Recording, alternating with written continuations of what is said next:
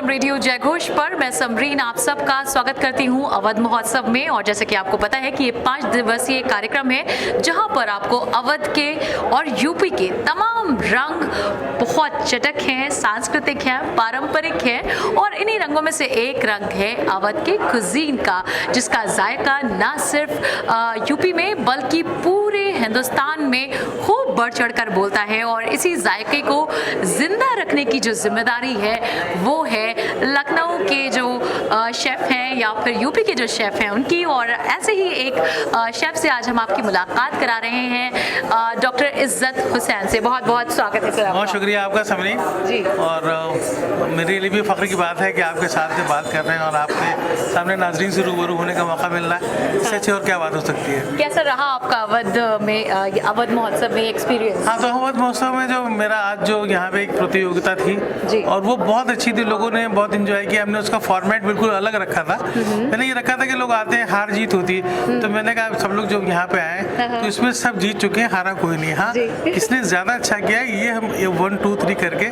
उसको हम डिक्लेयर करेंगे कि फर्स्ट सेकंड थर्ड कौन था। अदरवाइज हमारे सामने सब लोग जो है सब लोग दिल से खाना पकाते हैं, तो इसलिए सब अच्छा ही होता है। और सबने आगे बहुत अच्छी अच्छी चीजें, कुछ चीजें बहुत अच्छी आई, जो पुरानी चीजें जो एकदम खत्म हो रही थी तकरीबन, जैसे रसावल है तो बहुत नई जनरेशन के बहुत कम लोग जानते होंगे कि सब रसावल भी कुछ होता है, लेकिन वो रसावल आया।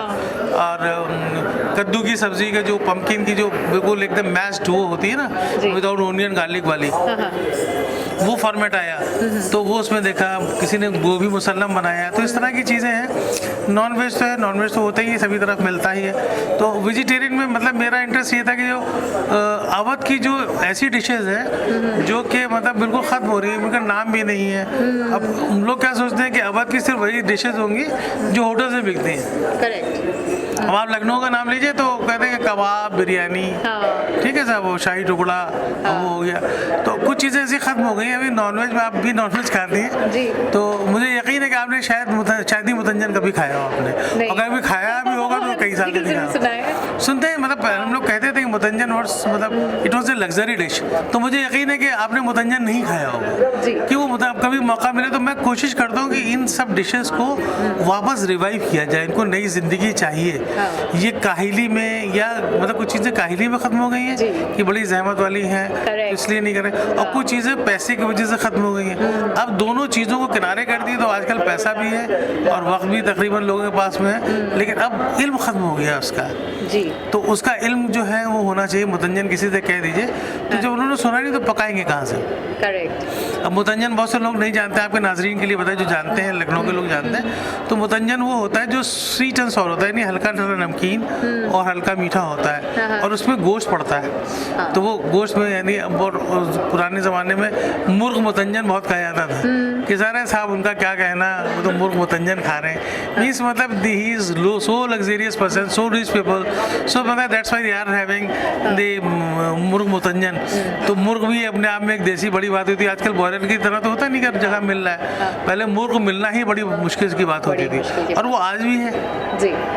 कि अगर आप साहब, मैं आपको इंटरप्ट कर रही हूँ बीच में, एक सवाल मैं आपसे ये भी पूछना चाहूँगी कि फास्ट फूड का ज़माना है, हमारी यंगर जनरेशन मोस्टली उसी पे डिपेंडेंट है जो उनकी सेहत को बहुत ज़्यादा नुकसान पहुँचाता है। वहीं हम पारंपरिक खानों की बात करें तो मौसम के लिहाज से, वक्त के लिहाज से थोड़े से ज़्यादा मेहनत है, ज़्यादा जहमत है, लेकिन उसकी अवेयरनेस जो है वो लोगों में बहुत कम हो गई है। देखिए लखनऊ में जब खाना डिज़ाइन होता था, देखिए खाना तो वैसे हर जगह का अच्छा होता है, मैं तो कहता हूँ हर जगह खाना, लेकिन हमारा खाना बहुत अच्छा है सबका खाना अच्छा होता है। हमारे खाने के अंदर एक लॉजिक है, यानी हम जैसे पकौड़े हम खाते हैं, कोई कहीं भी खाता होगा, लेकिन अगर आप लखनऊ का बंदा जो है पकौड़ा बारिश के ज़माने में खाएगा, वो उसका एक लॉजिक है कि सब बारिश में, गर्मी के बाद मौसम आता है बारिश का, गर्मी में हम चलते हैं तो हमारी बॉडी में प्रोटीन कम हो जाता है, फैट कम हो जाता है। तो चने के पकौड़े के आपने बनाए तो यानी प्रोटीन मिल रहा है, तेल में तला आपने उसको फैट मिल रहा है। अब वो दोनों चीज़ें नुकसान भी कर सकती हैं, तो उन दोनों को कवर करने के लिए एक विटामिन ए जो हरी सब्जी होती है वो होती है, तो हरी चीज़ की चटनी बनी। तो this is so logical and scientific. तो जो हमारा अब जो पिज़्ज़ा है तो या कुछ आप वो बर्गर कह लीजिए, मैं उसकी बुराई करना नहीं चाहता, लेकिन मैं उसको कभी प्रेफर नहीं करूँगा। अब हमारे साथ क्या हुआ कि वेस्टर्न जो चीज़ें थी वो मीडिया ने भी उछाल दी, कुछ और लोगों ने कर दिया, तो वेस्टर्न चीज़ें हो गई, जाती हैं आपके पास? नहीं, अभी चलिए मैं प्रोसेस फूड में मिलेगी। मैं आपको बता रहा हूँ, पकोड़े से तेज तो नहीं तैयार होगा। हाँ। और वो जो आप जिसको कह रहे हैं कम वक्त में तैयार हो जाता है, तो उसका मोज़रेला चीज़ 6 महीने में बनता है। तो मोज़रेला चीज़ लेकर के हम फ्रेश पनीर, जो हमारा फ्रेश कॉटेज पनीर है ना, उससे अच्छा मोज़रेला चीज़ कैसे हो सकता है? तो वो क्या हो गया कि आपको प्रोसेस फूड खिला करके आपके अंदर कैंसर, ट्यूमर, बॉडी में दूसरी एबनॉर्मलिटीज़ डेवलप हो रही हैं। उसको देखिए, हमारा खाना जो होता है वो फ्रेश होता है। हमसे आप कह दीजिए, उधर एक आदमी से कह दी कि सिरे से बर्गर बनाए, वो जब तक वो बन भी नहीं बनाएगा इतनी देर में 3 बार पकौड़े खा चुका होगा आदमी। करेक्ट। इस तरह के जो महोत्सव होते हैं और उसमें जब स्टॉल्स लगती हैं और लोगों में अवेयरनेस डाली जाती है, उससे आपको क्या कुछ लगता है, क्या कुछ बदलने वाला है?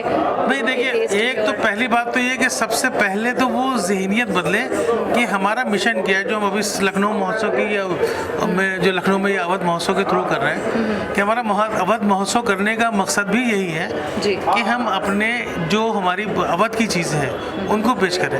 अभी आज आप अभी हजरतगंज चले जाइए, तो हजरतगंज में आपको मतलब हजरतगंज लखनऊ को रिप्रेजेंट कर रहा है और लखनऊ जो है वो अवध को रिप्रेजेंट कर रहा है। लेकिन आप खुद बताइए ईमानदारी से, क्या चीज़ ऐसी जो लखनऊ की मिल रही है वहाँ?